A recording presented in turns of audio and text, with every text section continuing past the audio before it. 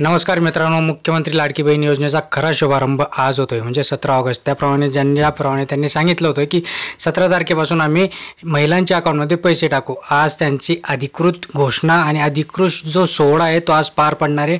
कुठं पार पडणार आहे आणि आज या जिल्ह्यामध्ये सगळ्यात आधी पैसे डिपॉझिट होणार आहे कुठलं तरी पुण्यामध्ये. मित्रांनो, पुण्यामध्ये आज 12:30 वाजता मुख्यमंत्री, उपमुख्यमंत्री, परत उपमुख्यमंत्री चंद्रकांतदादा पाटील, एकनाथ शिंदे, मुरलीधर मोहोळ, आदिती तटकरे, नीलम गोरे, दिलीप वळसे पाटील, अजित पवार यांच्या हस्ते आज शुभारंभ होणार आहे. म्हणजे खऱ्या अर्थाने आज शुभारंभ होणार आहे.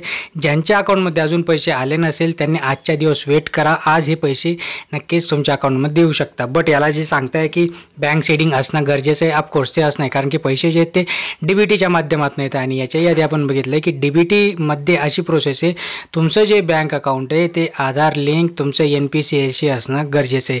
ज्यांचं कोणाचं इनॲक्टिव्ह, कोणाचं दाखवत नसेल त्यांनी ॲक्टिव्ह करून घ्या. ॲक्टिव्ह करण्यासाठी आपल्याला ज्या बँकेमध्ये आपण अकाउंट ओपन केलं आहे त्या बँकेमध्ये जाऊन त्यांना फक्त सांगायचं की आमचं जे काही NPCIशी आमचं अकाउंट लिंक करून द्या, जेणेकरून आपले पैसे येतील. सो आज 12:30 वाजेपासून पुणे जिल्ह्यामध्ये सगळ्यात आधी पैसे पडतील. त्याच्यानंतर इतर जे काही आहेत त्यांच्याही अकाउंटमध्ये आजच पैसे पडतील. आज म्हणजे एक प्रोसेस चालू असणार आहे कंटिन्यू. ओके, हे काही 2 महिन्याची 1 महिन्याची नाही.